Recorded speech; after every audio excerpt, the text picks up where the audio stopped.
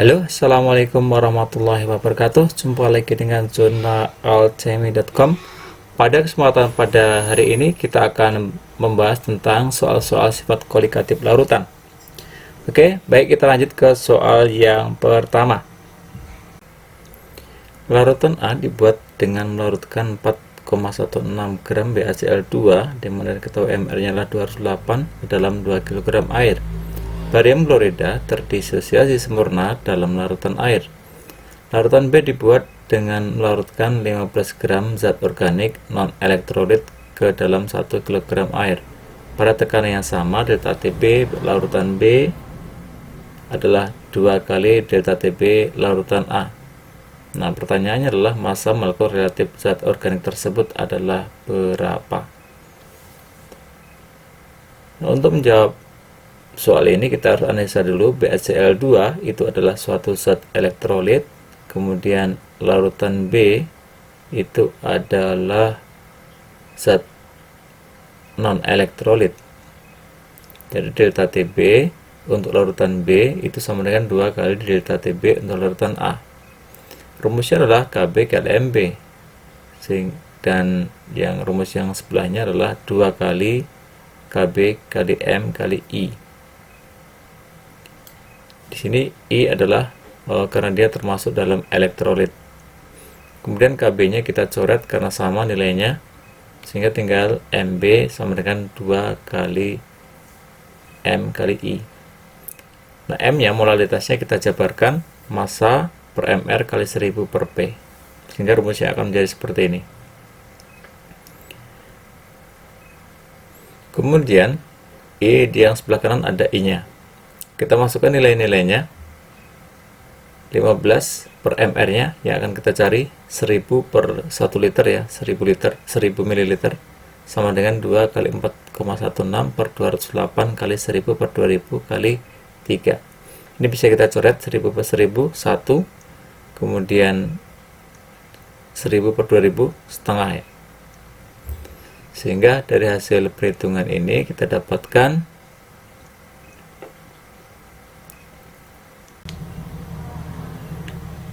sehingga MR sama dengan 15 per 0,06 atau sama dengan 250. Jadi untuk jawaban nomor 1 adalah 250.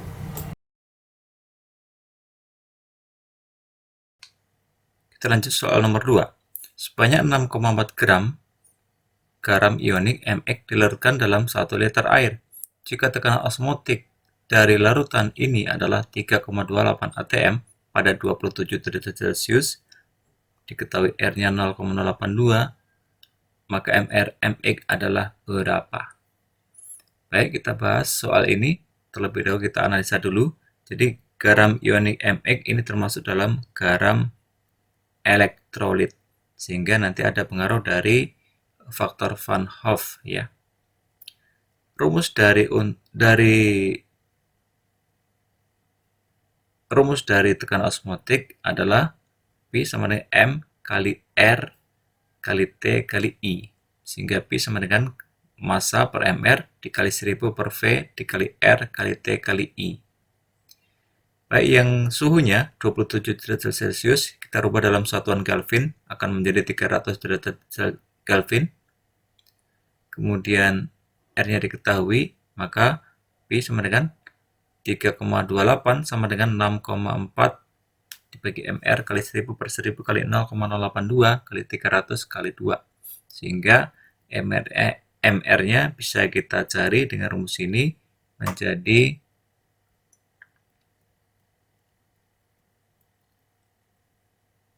96.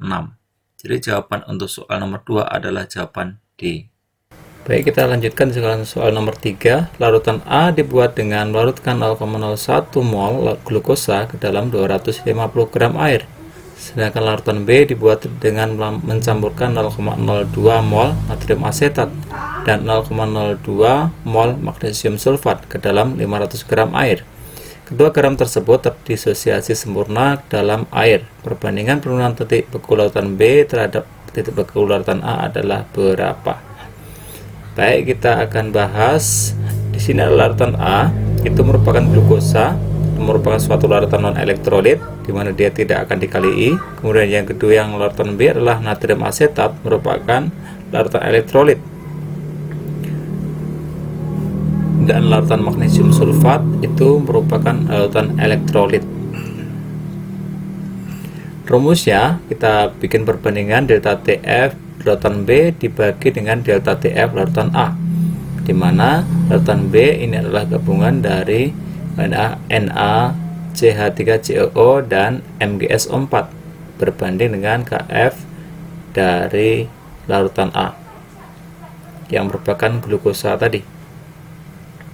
Baik, kita lanjutkan. Sehingga di sini Kf-nya nilainya sama, maka bisa kita coret. Sehingga kita masukkan rumusnya. Ini rumus dari M mol kali 1000 per P kali I dari natrium asetat ditambah dengan mol kali 1000 per P kali I dari MgSO4 per mol 1000 per P dari larutan A.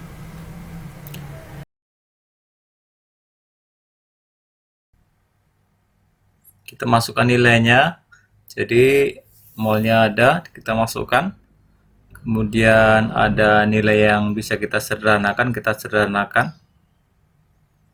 Di sini ada 1000 per 500. Yang ini kita sederhanakan.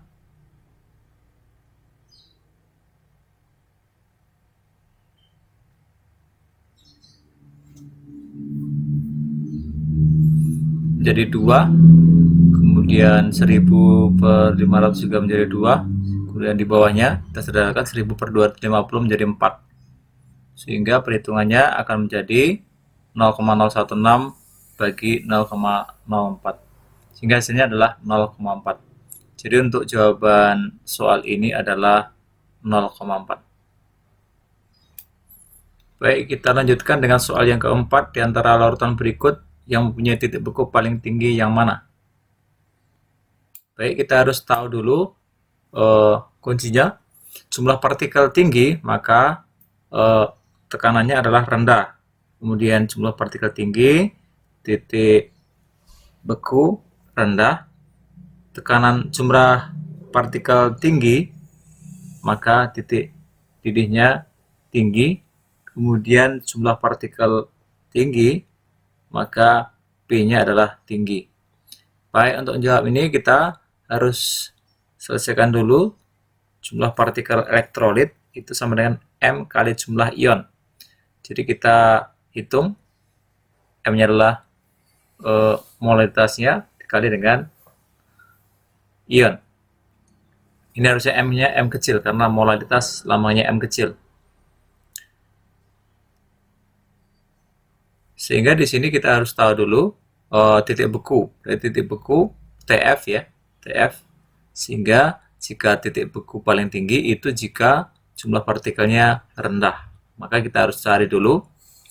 Mulai kita analisa, mulai dari yang A itu 0,3 M dikali dengan partikelnya. Partikelnya adalah Na2CO3. Ini termasuk elektrolit, maka harus kali I. Maka jumlahnya adalah, atau hasil perkaliannya adalah jumlah partikelnya ada 3 kali 0,3 sama dengan 0,9. Kemudian yang kedua itu Al2SO4 3 kali. Ini termasuk elektrolit juga, di mana jumlah partikelnya adalah 3 tambah 2 sehingga 5. Maka jumlah partikelnya adalah 5. Jadi 0,2 kali 5 sama dengan 1. Yang ketiga CH3COH, ini jumlah termasuk elektrolit ya. Ini jumlah partikelnya ada 2, yaitu CH3COO dan H. Sehingga jumlah partikelnya adalah 0,8 dikali 2 sama dengan 1,6. Yang keempat yaitu NaNO3 termasuk elektrolit. Jumlah partikelnya ada 2, Na plus dan NO3 min. Sehingga jumlah partikelnya 0,3 kali 2 sama dengan 0,6. Yang kelima yaitu non-elektrolit glukosa. Jadi jumlah partikelnya adalah 0,8. Kenapa tidak dikali dengan jumlah ion? Maka dia termasuk non-elektrolit. Sehingga di sini bisa diketahui titik beku yang paling tinggi adalah di mana jumlah partikelnya rendah. Jadi jawabannya adalah D, NaNO3.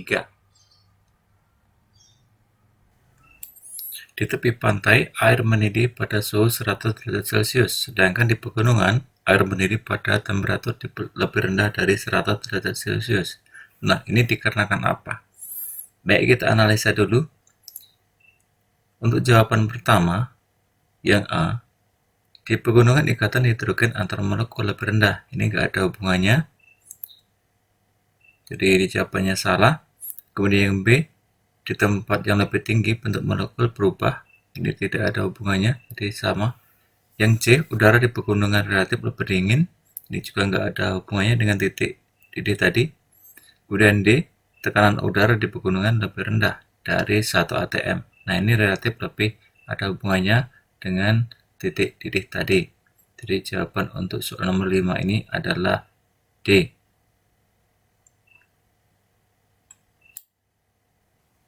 Baik, kita lanjutkan soal berikutnya, yaitu nomor 6.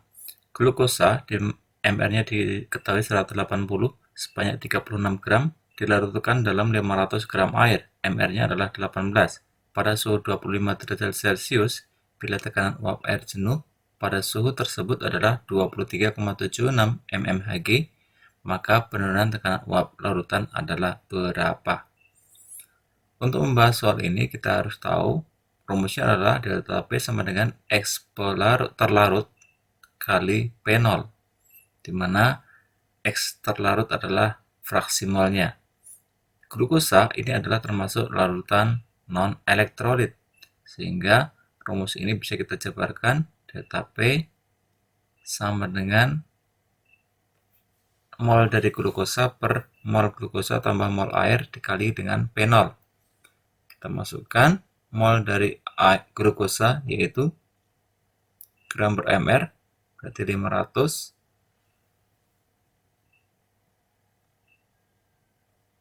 Kita masukkan nilainya. Fraksi mol dari glukosa, kita masukkan molnya, ada 36 gram, dan mr-nya adalah 180. Kemudian yang air adalah 500 gram, dan mr-nya 18. Sehingga rumus ini kita bisa selesaikan, yaitu 36 per 180 dibagi dengan 36 per 180 dikali 500 per 18 dikali dengan P0-nya yaitu 23,76, sehingga hasilnya 0,2 dibagi 0,2 tambah 27,7 kali 23,76, sehingga hasilnya adalah 0,17 mmHg. Jadi jawaban untuk soal nomor 6 adalah jawaban B. Baik, kita lanjut soal nomor 7. Suatu larutan dibuat dengan mencampurkan kalium klorida KCl MR-nya 74 dan 0,05 mol magnesium klorida MgCl2 dalam 500 gram air. Massa KCl yang harus dicampurkan agar larutan membeku pada suhu yang sama dengan larutan 90 gram glukosa MR-nya 180 dalam 1 kg air adalah berapa? Nah, di sini kita harus analisa dulu. Jadi di sini ada campuran ya antara KCl dan MgCl2. Kemudian ditanyakan supaya suhunya sama, membekunya sama dengan glukosa 90 gram. Ini bagaimana? Nah, di sini rumusnya adalah kita gabungkan antara delta TF dari KCl dan delta TF dari MgCl2 sama dengan delta TF dari glukosa. Delta TF itu sama dengan Kf kali M kali I, ya, ini adalah IKCl, di mana nilai Kf-nya ini mempunyai nilai yang sama, maka nanti bisa kita coret, sehingga rumusnya kalau sudah kita coret seperti ini, maka rumusnya akan menjadi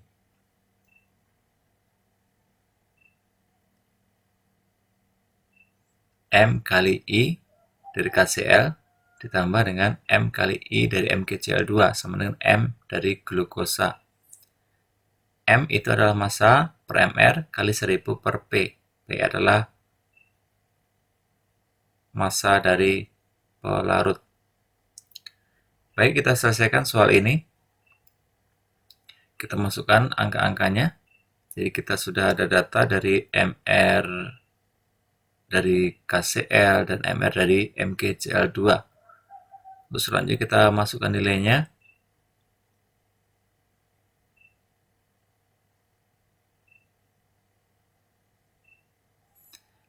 Massa per 74 mR-nya dikali 1000 per 500 massa dari air tadi kali 2. 2 di sini adalah nilai dari I dari KCl atau faktor Van Hoff dari KCl, karena KCl adalah termasuk dalam larutan elektrolit. Ditambah dengan 0,05 kali 1000 per 500 kali 3. 3 adalah MgCl2, nilai dari faktor Van Hoff sama dengan 90, massa dari glukosa dibagi 180. Kemudian yang nilai yang bisa disederhanakan kita sederhanakan. 1000 per 1000 kita sederhanakan, 1000 per 500 juga kita sederhanakan menjadi 2. Sehingga hasilnya adalah massa kali 4 per 74 kali tambah 0,3 sama dengan 0,5. Di sini ada satu variabel yang akan kita hitung, yaitu massanya. Kemudian 0,3 kita pindahkan ke sebelah kanan menjadi min. Kemudian 74 kita pindahkan ke sebelah kanan juga menjadi kali, sehingga 4 kali massa sama dengan 0,5 kurang 0,3 dikali 74, sehingga massa sama dengan 3,7. Jadi jawaban untuk soal nomor 7 adalah 3,7B. Kita lanjut pada soal nomor 8. Bacalah informasi berikut. Di negara yang memiliki musim dingin, proses pencairan es yang terdapat di jalan-jalan dan trotoar dilakukan dengan menaburkan garam di hamparan salju. Sifat kualitatif larutan yang paling tepat berhubungan dengan fenomena wacana di atas adalah apa? Nah, di sini kita harus selesaikan dulu bahwa di sini ada hubungannya dengan penurunan titik beku. Ya, penurunan titik beku. Biasanya mereka menggunakan NaCl dan MgCl2. Sehingga jawaban untuk soal nomor 8 ini adalah hubungannya dengan penurunan titik beku. Jawabannya adalah C. Baik, kita lanjutkan pada soal berikutnya, yaitu soal nomor 9.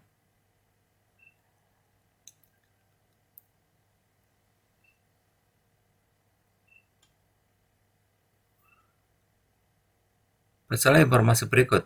Apabila seorang memerlukan injeksi cairan nutrisi atau infus, cairan infus tersebut harus bersifat isotonik dengan cairan dalam darah. Injeksi cairan nutrisi atau infus itu berupa NaCl. MR-nya adalah 58,5. Harus isotonik dengan cairan dalam darah. Berkisar 9,84 atm atmosfer ya, pada suhu ruangan 27 derajat Celcius. Pada seseorang memerlukan 1 liter cairan infus, massa NaCl yang dibutuhkan adalah berapa? Di sini diketahui R-nya 0,082 liter atm per mol Kelvin. Nah, di sini ada kata kuncinya. Kata kuncinya adalah isotonik. Isotonik itu berarti tekanan osmotik di dalam sel dan di luar itu adalah sama. Sehingga P1 sama dengan P2. Sehingga tekanan osmosis dalam darah itu sama dengan tekanan osmosis dalam NaCl. NaCl adalah termasuk dalam larutan elektrolit. Sehingga dikali dengan faktor Van Hoff. Sehingga P atau tekanan osmosis darah sama dengan M kali R kali T kali I. I harus kita tentukan, NaCl adalah 2 I-nya, faktor Van Hoff. Sehingga rumus ini bisa kita jabarkan, massa per mR kali 1000 per V dalam mililiter kali R kali T kali I. Sehingga 9,84 sama dengan massa per 58,5 kali 1000 per 1000 kali 0,082 dikali 27 tambah 273 dikali dengan 2. 1000 dengan 1000 bisa kita sederhanakan 1 ya. Sehingga kemudian yang T-nya 27 harus kita rubah dalam satuan Kelvin sehingga ditambah dengan 273. Kita selesaikan.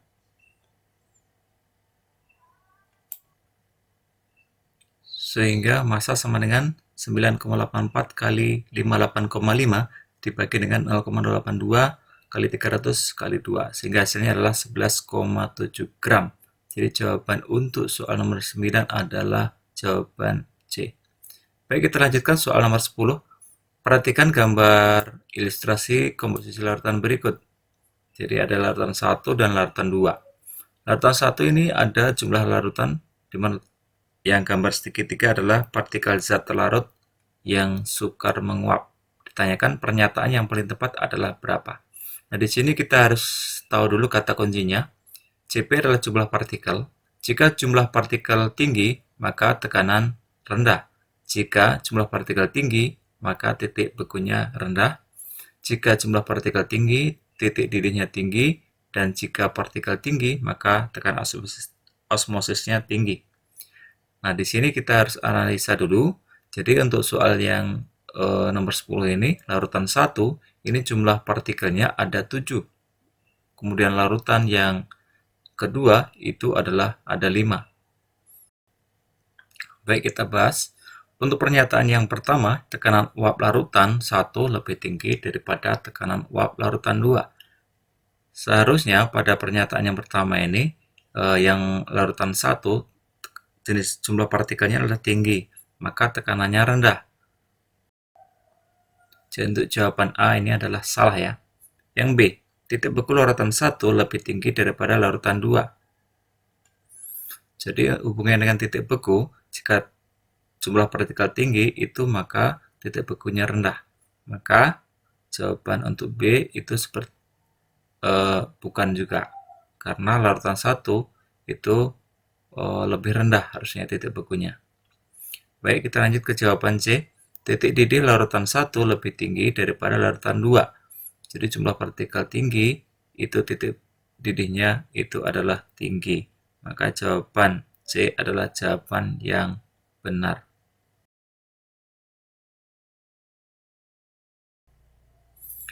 Baik, demikian untuk pembahasan soal kita pada hari ini. Mudah-mudahan bermanfaat. Sampai jumpa di video berikutnya. Assalamualaikum warahmatullahi wabarakatuh.